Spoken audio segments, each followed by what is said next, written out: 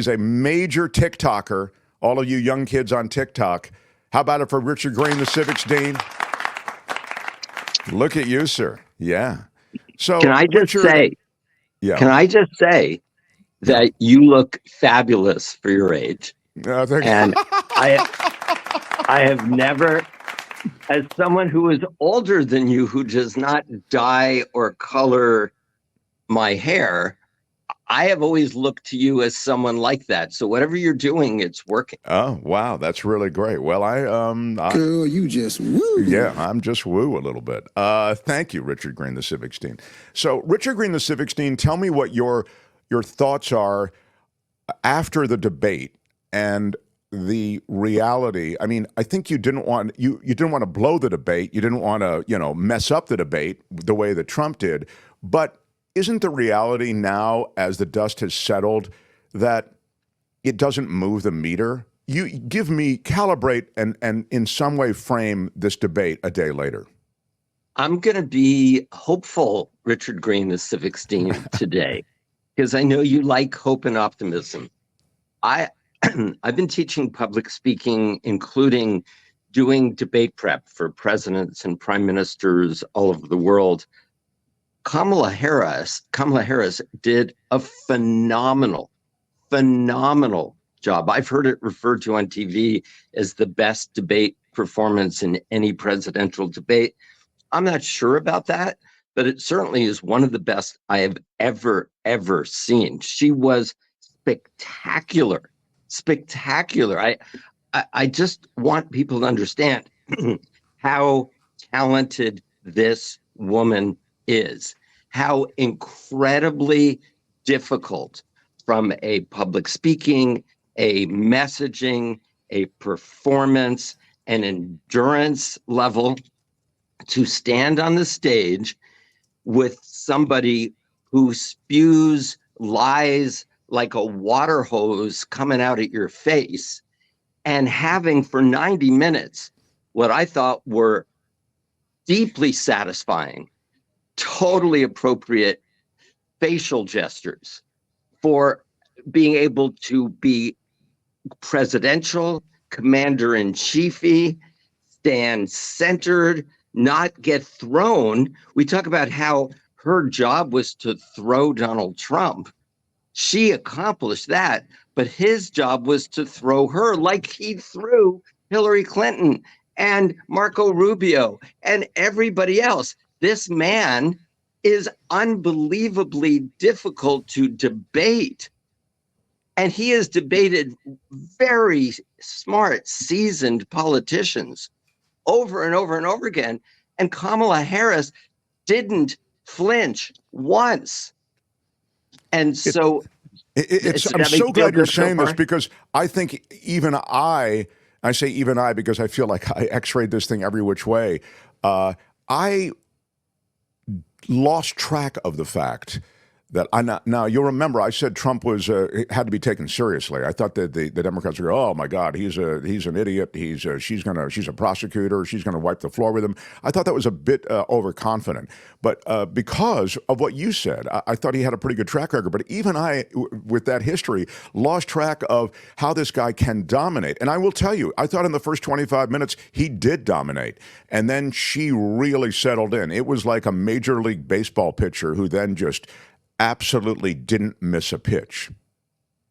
I don't share that assessment. I think she did definitely warm up and she got into the rhythm, but I don't think she made any unforced errors talking about a tennis game or a baseball game in the beginning. I mean, and just think about in a tennis way, wouldn't you say she held serve at the beginning, but she wasn't dominating at the beginning? She held serve against a guy serving 145 mile an hour slice topspin down the tee serves. Right. And also, just to extend the metaphor, serves that were going out of the box, but you still had to return them because they were total falsehoods and lies, really launched right out of the chute. Right. Good point. I mean, I actually made the analogy. I play a lot of competitive tennis, and I said, you know what? You have to be much, much better when you're playing against an opponent who cheats. right? So Right, if I hit, right, if you're playing against an opponent who cheats, you can't hit near the line. You got to hit well inside the line. So it's so obvious your ball is in, he can't possibly call it out. Sure. So, sure. But let me get to the bigger point. For example, right? I mean, she stayed so centered. He was able to evade the question about whether he would sign a national abortion ban. He was able to evade the question about what happened at the border. Well, why did you kill the border deal, right? He's slippery as F, right? And she held her cool, which was unbelievable. She looked presidential. She sounded presidential. Her strategy was flawless. She executed it flawlessly.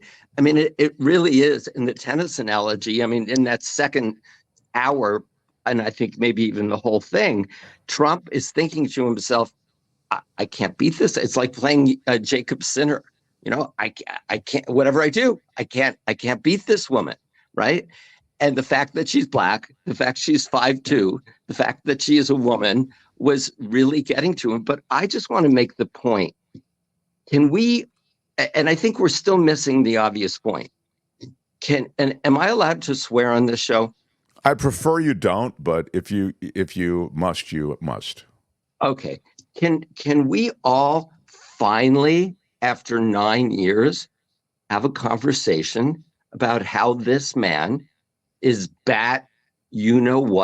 certifiably insane? He's crazy. He's nuts. And if you have a fourth grader and he goes to school and he tells the kind of lies to her teacher over and over and over again, your child would be kicked out of the school. For example, the thing that really pissed me off, he bold-faced looks into the camera at about 60 million Americans. And he says, everyone wanted Roe v. Wade to be demolished by the Supreme Court. Everyone wanted abortion rights to go back to the states. All of the legal scholars said that that's the right thing to do. So, first of all, I'm a lawyer. I didn't believe that. I don't want Roe v. Wade to be demolished. I very much want it to be restored. And it's not like this is a unique, you need super high intelligence status, to be able to find this information. This is information that is available to every human being on the planet. And it's not just like a thing, well, there's 2 or 3% of the people who disagree with you, Mr. President. No, 60% of the people that you're saying support something don't support that. And the fact that someone would lie about something so provable, so overtly, and over and over and over and over again, like he did after the debate. Well, 90% said I won the debate and 8% said, I mean, this man That was hilarious. Needs to be locked up in a treatment facility for as long as it takes. Well, I just to keep it in sort of the rational world, I mean, I think he is crazy and a bit crazy like a fox, though. I don't think he's delusional. He's a guy who says anything because saying anything sometimes gets him to where he needs to be. It got him to the Oval Office, frankly, in 2016. So this is interesting, though, because I wanted to talk to you about the substantive political part, because you have been a political advisor to so many through the many years. She won, says OCB, great. Her base is happy. Independents, not so much. I wonder about that. I think she was really singing to independents more than her base. It seemed to me that the person on stage who was playing to the base, I was saying this before you got here, with all the lunacy that is associated with, they're eating your pets, and I mean, really the extreme Laura Loomer type stuff, and we'll talk more about Laura Loomer in the minutes to come, but that extremism really plays to his base. And I was saying that I think the only way I can in any way justify it on his end is to suggest he's trying to get big voter turnout from his base. Otherwise, I don't see it. I mean, it's not a rap that's going to land with any independents. Can we be honest about the whole eating your cats and dogs thing? By the way, I did see the video online, right? So it's credible that a normal 17-year-old who's looking at Instagram or TikTok would make a statement like that, but not when you're the president of the United States and you want to be the president of the United States. But the core of his strategy, which it was from the time he came down the elevator, and he goes, they're coming in, the rapists, they're going to rape you, your women, your children, all of that. That was 9 years ago, right? That was 2015. He's using the same fascist playbook, Mark.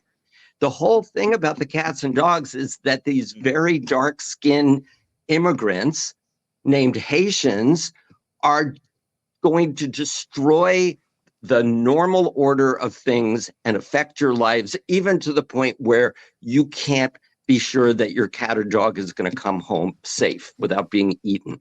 It's shorthand for an attack on all immigrants, though, isn't it, Richard? I mean, it's what Hitler did to the Jews. It's what every dictator does to marginalize people, to create an us versus them mentality. And that is his playbook. And he sticks to it because one thing, I wrote the piece in the Huffington Post, is Donald Trump mentally ill? I wrote it in 2016, right after the election. And I did a deep, deep dive with psychiatrists and psychologists.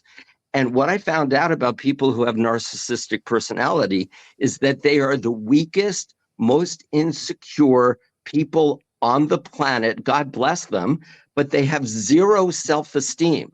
The reason Donald Trump will never, ever, ever admit that he lost a presidential election is it's too painful to his ego, to his sense of who he is, to admit that he did that people don't like him. That's why the crowd size thing will always get him off track. And I'm delighted that Kamala's team actually was able to leverage that. But that's not somebody we want dealing with world leaders. What she said, they're always going to, give him flattery and favors. That's a national security issue. And we need to talk to the Trump supporters who say, oh, he's so good on foreign policy. Well, first of all, remember when he dropped big bombs on Afghanistan and he did all these other things? But the truth is, he can, in fact, as Kamala said, be flattered and given favors because all he neurologically cares about is being loved, whether it's Viktor Orban or Kim Jong-un. That is a national security crisis for us if this man gets back in the Oval Office without a Secretary of Defense, without a Secretary of State who is going to stand up and do the right things to protect us against him.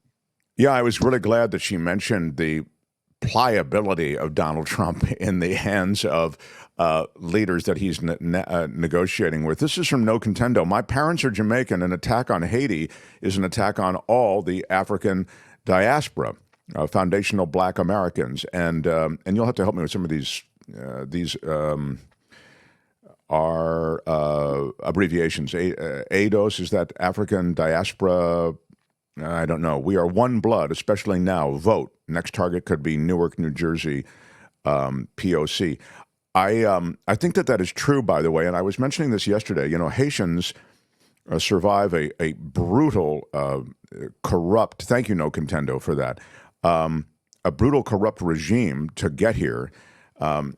It's bizarre that, you can go into the world of Haiti and some of these Caribbean nations even, and you can find religious rights and all the rest that you can somehow use as the hook on which to hang the hate that is associated with some of their claims.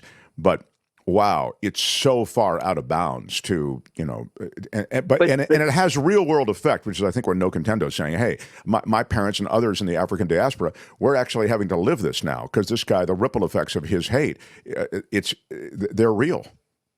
But Mark, the sad thing, the scary thing is no one is safe. You heard his enemies hit list. This makes Richard Nixon's enemies list look like nothing. I mean, he could, and he literally would have the power to do this with an attorney general who is going to do his bidding, to say, oh my God, remember that show right after the debate where that Jewish guy, Mark Thompson, with the pasty skin, but it's not pasty, you don't look pasty, and the beautifully dyed hair, and Richard Greene was attacking me? I want you to investigate them. Have they paid their taxes? Have they done everything? Do they have any outstanding parking tickets?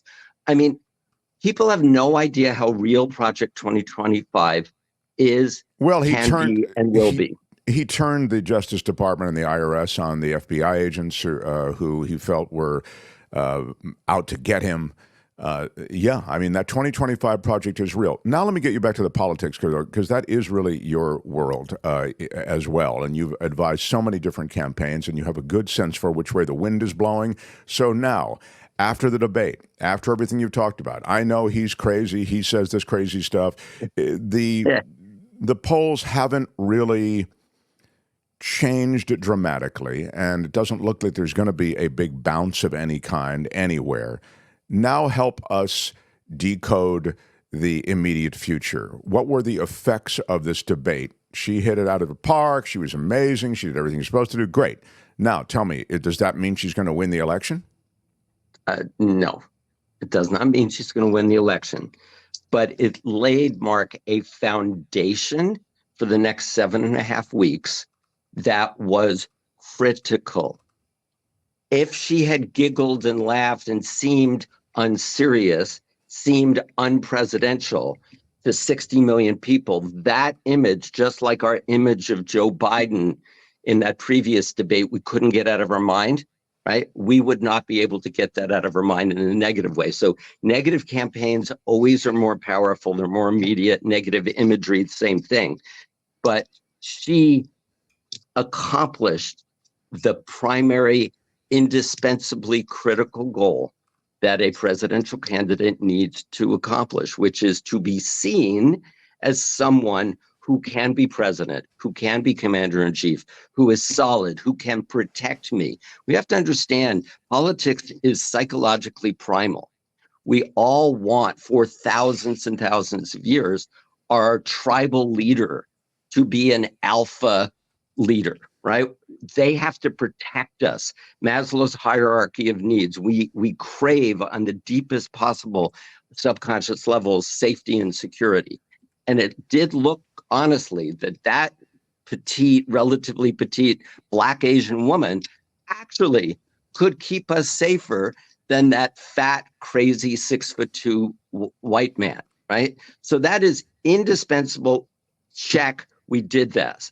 Now we have to have these conversations with people who didn't watch the debate, people who are vulnerable to the racism. They're eating, Kamala, if she's in charge, why didn't they close the border more? And we are vulnerable on that issue. And I have been very critical of Joe Biden and every Democrat for not doing more on the border, just on a political level. Like, whatever you believe, do you want to win elections or not? You got to be better on the frickin' border, for God's sakes. And we have to also make clear that we are not the party in favor of executing already born 8 or 9 month old babies lying on a hospital table. I mean, there are so many things, for example, that we need to communicate. But I have to tell you, these things are so patently false, though. I mean, the on that issue, I mean, the killing of babies after they've been born. I mean, it's just absurd. I mean, it's patently absurd. How many conversations have you not had conversations with people online or in person who say, "Well, I hate what the Democrat. They're okay with walking in the 9th month and just saying, I want an abortion. I don't want to be a mom." Well, you say, how do you knock that down, though? I guess is my question. It's so patently false.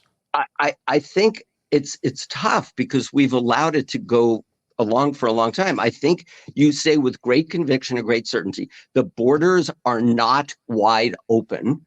That's a big thing also. And we are for Roe v. Wade, like Kamala said, we are for the restoration of Roe v. Wade, which says you have the right to have an abortion within the first trimester. After that, it is based on medical circumstances, right? So we have to start educating because our party has not done that. But here's the really good news. You know what made a big difference? So number one, Kamala established her competency to be a strong, powerful, smart, thoughtful, really cool president of the United States. Not quite at the Obama level of cool yet, but it can get there. I am so impressed with her, right? Her speech at the Democratic Convention and what she did Tuesday night. But here's something that people are saying, oh, it won't make any difference. Taylor frickin' Swift. I mean, that was the dessert on an already incredible 5-course meal. And when people say, oh, that's not going to make a difference, celebrities don't make a difference, that is BS. That is absolutely best. She registered, 337,000 people are sent, 337,000 with one Instagram post, right? Within 24 hours.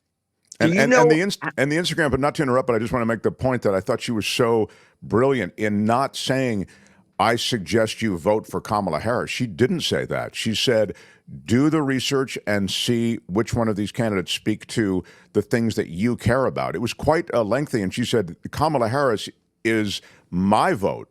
Kamala Harris, right, I think, speaks to the things that are important to me, and she then actually posted, as you sort of suggested or implied, a gateway to register and to do more research, which was really terrific, and it was insanely successful. Taylor Swift. So I am officially going to say I am a Swiftie. I am in awe of this woman, right? And the way she played this was perfection. But let me give the context. Also, I've been to her concert, and she's incredible. She makes people feel good.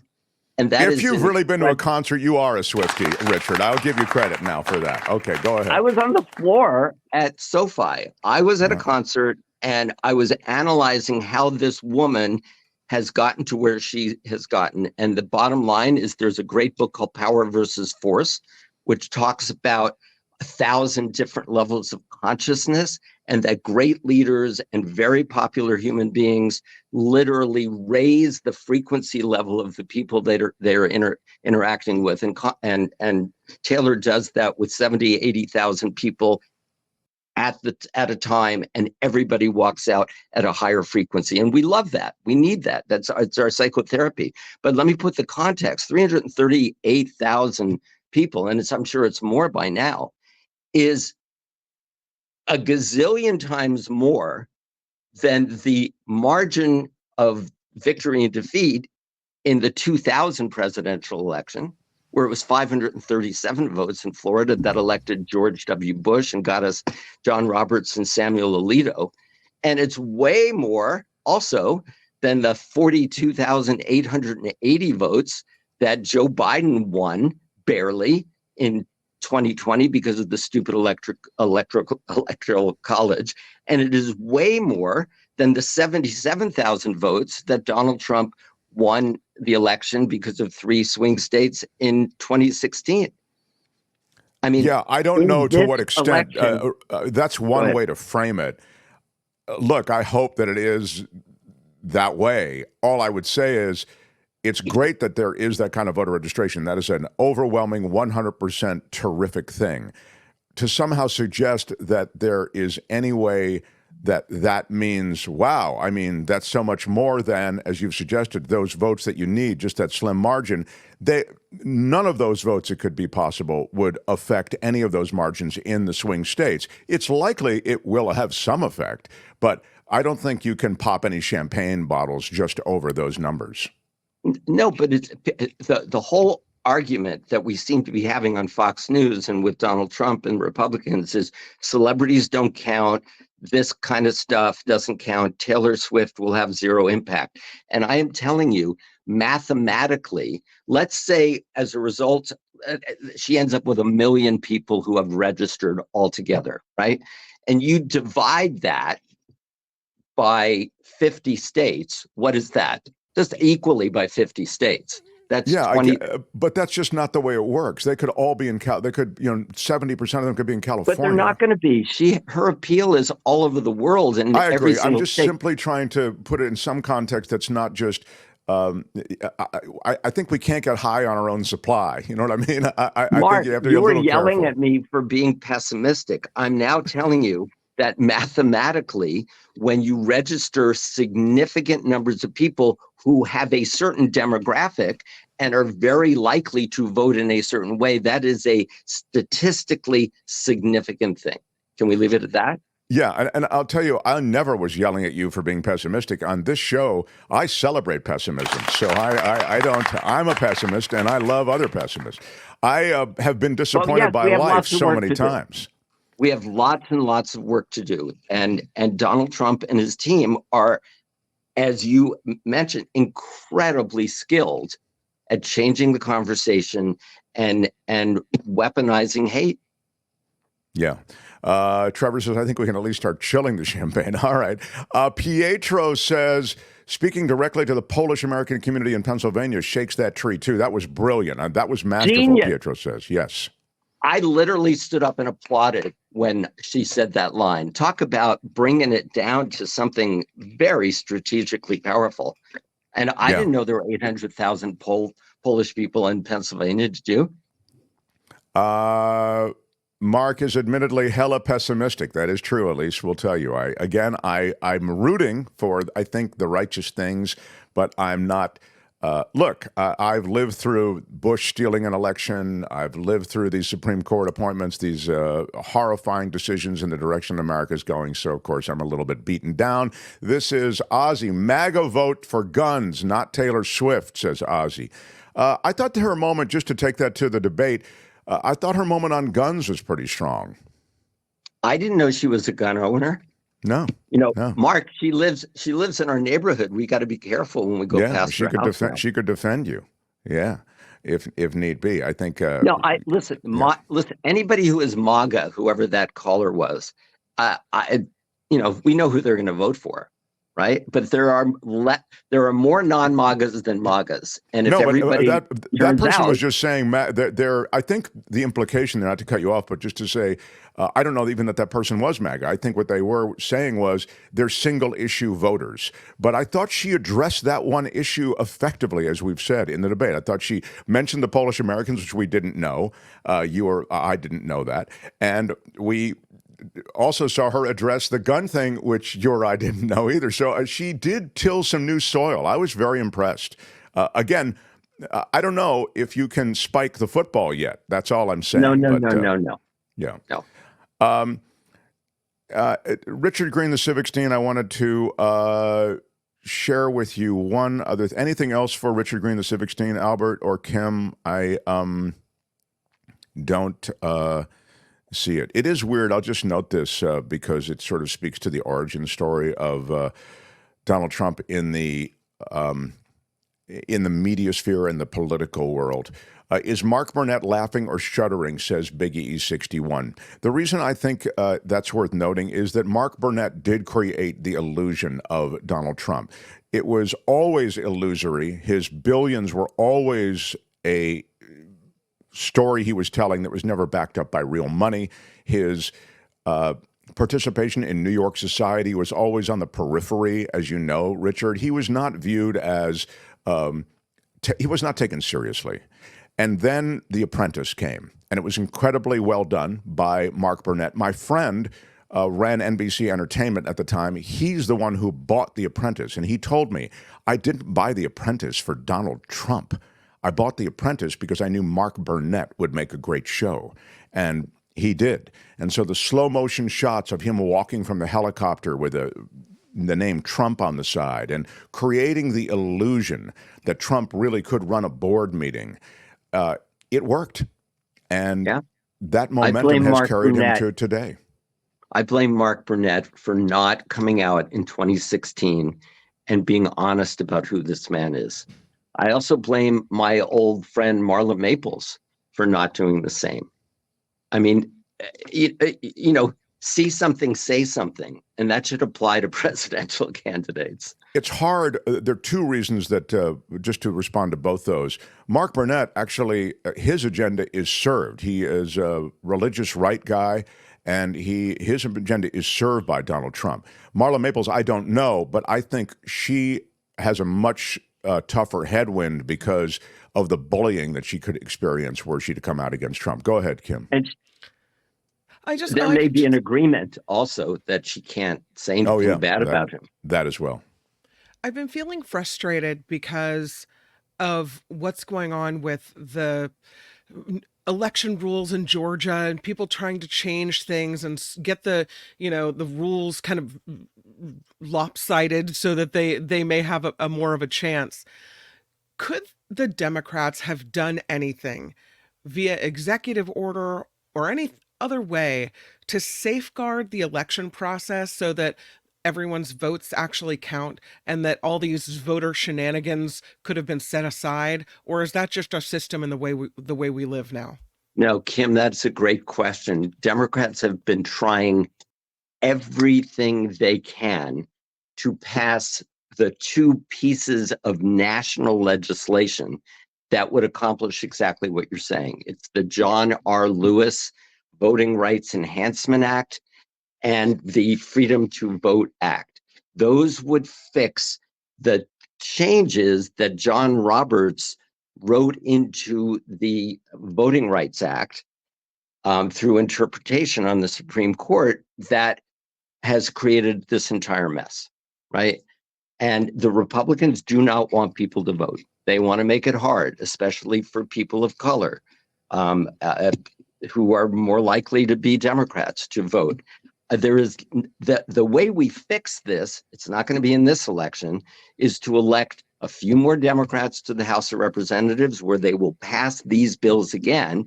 And we need to increase by at least one, preferably two, the Democrats in the Senate so they can create a carve out to overcome a Republican filibuster against both of those bills, which has been what has kept those bills from becoming national law. Yeah, I mean, these when it comes to the U.S. elections, these ridiculous. Michigan was one of only 5 states with a South Asian member of Congress, Democratic Representative. Oh, this is interesting from Sheila. We have a lot of disparate comments that are coming in, and I was just about to say that when it comes to U.S. elections, we're desperately in need of some reforms, and the reforms are being blocked by the GOP. So the best reform, and again, I've shared this before, no one knows this, so you're going to be the smartest kid on your block, whatever block you live on. We are only 61 electoral college votes worth of states away from passing something called the National Popular Vote Interstate Compact, which, if we get these additional states with 61 more electoral college votes, we will be able to end the electoral college as we know it, and literally to be able to elect our next president in 2028 by a national popular vote. And the way we do that, yeah. And it's possible because all of the swing states are the states that have not yet joined that interstate compact. So if people go out and they vote for president in Pennsylvania and Michigan and Wisconsin and North Carolina or whatever, and they then also vote for Democrats in the state legislatures in those states, we can actually end the electoral college as we know it by voting in this election on November 5. The prospect of that reform is so seductive. It would be a great thing. And I'm glad you mentioned it because it really speaks to something that we touch on occasionally. And people go, well, you're talking about the electoral college. It's a fact of life. No, it's not. Nothing's a fact of life. I mean, look at the Supreme Court and how they've changed life. Yeah. The swing states have way too much power, says Phineas. Yeah. I agree. No wonder MAGA wants to win this election so badly, says Tweety. Great to have you in the mix, Richard Greene, the Civics Dean. And actually, I will tell you that Richard Greene, the Civics Dean, if you want to see both him and his mother, who's an amazing woman in her own right, find him on TikTok at Civics Dean. He is you've got you're a prominent figure on TikTok. You've got quite the following. Your mom is more popular even than you are. My mom. So here's the thing.